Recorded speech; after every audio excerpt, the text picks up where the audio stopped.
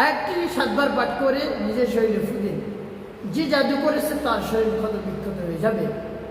তাকে দেখে আপনি চিনে ফেলতে পারবেন যে কি আপনার জাদু করেছে। মারাত্মক জাদুর মধ্যে আপনি পড়ে গিয়েছেন, কোনো দিক খুঁজে পাচ্ছেন না। বলতে পারে হুজুর, কোন আলামতগুলো, কোন লক্ষণগুলো দেখলে বুঝবো আমি জাদুতে আক্রান্ত? আপনি যদি দেখেন দিন দিন শুকিয়ে যাচ্ছে, আপনার শরীর হচ্ছে না, যতই ভালো ভালো রুচিশীল খাবার আপনি খান না কেন, কোনো শরীর আপনার হচ্ছে না, দিন দিন শুকিয়ে যাচ্ছে, তাহলে মনে করবেন জাদুতে আক্রান্ত হয়ে পড়েছে। এরপরে যদি দেখেন আপনার মধ্যে দুর্বলতা চলে আসছে, দুর্বলতা কাজ করে, ইতিপূর্বে অনেক কাজ করতে পেরেছেন আপনি একা, 5 জন মানুষের কাজ করেছেন একা, কিন্তু হঠাৎ দেখেন দুর্বল হয়ে পড়ছে, কী করবেন কোনো দিক আপনি খুঁজে পাচ্ছেন না। তেমন অবস্থায় আপনি কী করবেন? কোরআনের চিকিৎসা নিন, কোরআনের শরণাপন্ন আপনাকে হতে হবে, অন্যথায় কাজ হবে না। কিন্তু ভাই বোনেরা, এরপরে যদি আপনি দেখেন আপনার খাবারের রুচি নেই, যতই ভালো ভালো খাবার আপনার সামনে পরিবেশন করা হোক না কেন, কোনো রুচি নেই। এরপর ঘুমাতে যাওয়ার সাথে সাথে আপনি স্বপ্নে দেখেন ভয়ঙ্কর ভয়ঙ্কর স্বপ্ন। তারপরে হিংস্র প্রাণীগুলো আপনি দেখেন, সাপ, বিচ্ছু, বিড়াল, কুকুর, এভাবে ইত্যাদি আরও যত ধরনের প্রাণীগুলো রয়েছে সেই প্রাণী আপনি দেখেন। এরপরে ঘুমানোর সাথে সাথে স্বপ্নের মধ্যে যদি আপনি খাবার দেখেন, খাবার আপনার সামনে নিয়ে আসে আর আপনি সেই খাবার থেকে খান, তাহলে মারাত্মক জাদু করে। খাবারের মাধ্যমে জাদু করাটা কিন্তু মারাত্মক জাদু। তাই আপনি যদি এই সমস্যার মধ্যে পড়ে যান, কোরআনের চিকিৎসা আপনাকে নিতে হবে। হ্যাঁ, অবশ্যই আপনাকে জাদু না কালো জাদু কাটতে হবে, অন্যথায় ক্ষতির মধ্যে পড়ে যাবে। এরপরে যদি দেখেন আপনার চেহারা পরিবর্তন হয়ে যায়, কোনোভাবেই চেহারা হচ্ছে না। এরপরে আপনার দেখা যায় বিবাহ শাদী হচ্ছে না।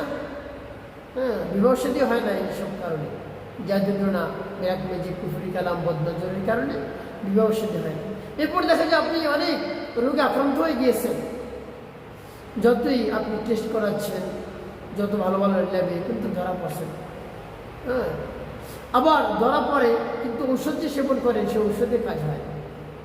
এট এ টাইম অন্য একজন রুগী সুস্থ হয়ে গিয়েছে, আপনার যে সমস্যা সেই রুগীরও সেই সমস্যা, কিন্তু তার ট্রিটমেন্ট করার পরে, ঔষধ সেবন করার পরে ভালো হয়ে গেছে, কিন্তু আপনি ভালো হচ্ছেন। তাহলে মনে করবেন আপনার অন্য সমস্যা রয়েছে। সাথে সাথে জাদুটা কালো জাদু বিরাট ভেজি নষ্ট করবে। তো আয়াতটি যদি আপনি 7 বার পাঠ করে নিজের শরীরে ফুল দিতে পারেন, যে জাদু করেছে তার শরীর ক্ষত বিক্ষত হয়ে যাবে একেবারে।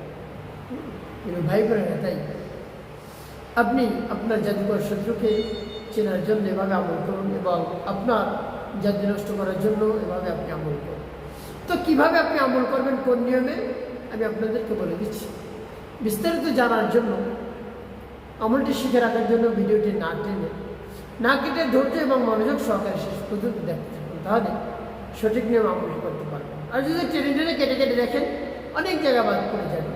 সঠিক নিয়মে আপনি আমলটি করতে পারবেন। চলুন কীভাবে আমলটি করতে হয় জেনে নেওয়া যায়। শুরুতে উত্তমভাবে পবিত্রতা অর্জন করবেন, উত্তম পোশাক পরিধান করে নির্জন একটি জায়গায় বসে জীবনের গুনার কথা স্মরণ করে ক্ষমা প্রার্থনা করবেন। হ্যাঁ, আল্লাহ জীবনের সমুদায় গুনাহখাতা করে মাফ করে দিয়ে অন্তরকে পাক পবিত্র বানিয়ে। এরপর 3 বার দুরূদ শরীফ সাল্লাল্লাহু আলাইহি ওয়াসাল্লাম, সাল্লাল্লাহু আলাইহি ওয়াসাল্লাম, সাল্লাল্লাহু আলাইহি ওয়াসাল্লাম যখন পাঠ করা হয়ে যাবে, এরপরে আপনি সেই আয়াতটি পাঠ করবেন। কোন সূরার আয়াত আমি বলে দিচ্ছি। যখন পাঠ করবেন, এর পূর্বে রব্বে কারীমের কাছে অবশ্যই বলবেন, আল্লাহ আমার আমলকে আমার সময় কবুল করুন, আমার যত সমস্যা রয়েছে, বদনজর, কালো জাদু, বিরাট ম্যাজিক, কুফরি কালাম সব নষ্ট করে দিন। এভাবে আপনি খেয়াল করবেন যে আল্লাহ, মানুষের পক্ষ থেকে যদি কোনো বদনজর থাকে, কালো জাদু, বিরাট ম্যাজিক, বা জিন শয়তানের পক্ষ থেকে যদি কোনো কালো জাদু, বিরাট ম্যাজিক, বদনজর থাকে, সব কিছু আপনি নষ্ট করে দেন, আমাকে মুক্তি দান করুন এই জাদু থেকে। এভাবে রব্বে কারীমের কাছে বলবেন। এরপরে সেই দোয়াটি পাঠ করবেন। দোয়াটি পাঠ করার পরে পরবর্তী কী করুন বলে দিচ্ছি, আর সেই আয়াতটি বা দোয়াটি কি আমি বলে দিই। বিসমিল্লাহির রহমানির রহিম। رد الله الذين كفروا بغيظهم لم ينالوا خيرا وكفى الله المؤمنين القتال وكان الله قويا عزيزا أرد الله الذين كفروا بغيظهم لم ينالوا خيرا وكفى الله المؤمنين القتال وكان الله قويا عزيزا يوم تكون بات كر হয়ে যাবে এরপর আপনি একটু ফুদিবেন তারপর আপনি আবার পাঠ করবেন বিসমিল্লাহির রহমানির রহিম أرد الله الذين كفروا بغيظهم لم ينالوا خيرا وكفى الله المؤمنين القتال وكان الله قويا عزيزا أرد الله الذين كفروا بغيظهم لم ينالوا خيرا وكفى الله المؤمنين القتال وكان الله قويا عزيزا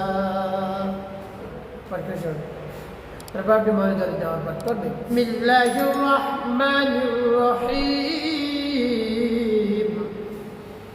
أرد الله الذين كفروا بغيظهم لم ينالوا خيرا وكفى الله المؤمنين القتال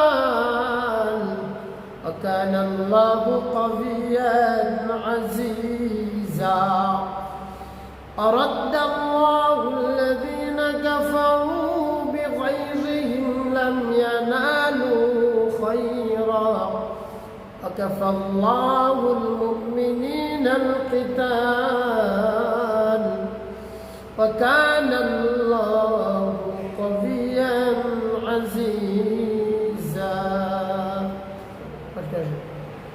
ভাই কতবার গুরু গুরু আপনি পাঠ করবেন সাতবার সাতকে ফুদিন শেষে নবীজি সাল্লাল্লাহু আলাইহি মোহাম্মদ নিয়ে ভালোবাসা নিয়ে সাতবার দুই পাঠ করুন আল্লাহুম্মা সাল্লি আলা محمد وعلى ال محمد كما صليت على ابراهيم وعلى ال ابراهيم انك حميد مجيد اللهم بارك على محمد وعلى ال محمد كما باركت على ابراهيم وعلى ال ابراهيم انك حميد وصل على محمد وعلى ال محمد كما صليت على ابراهيم وعلى ال ابراهيم انك حميد مجيد اللهم بارك على محمد وعلى ال محمد كما باركت على ابراهيم وعلى ال ابراهيم انك حميد وصل على محمد وعلى ال محمد كما صليت على ابراهيم وعلى ال ابراهيم انك حميد مجيد اللهم بارك على محمد وعلى ال محمد كما باركت على ابراهيم وعلى ال ابراهيم انك حميد وصل على محمد وعلى ال محمد كما صليت على ابراهيم وعلى ال ابراهيم انك حميد مجيد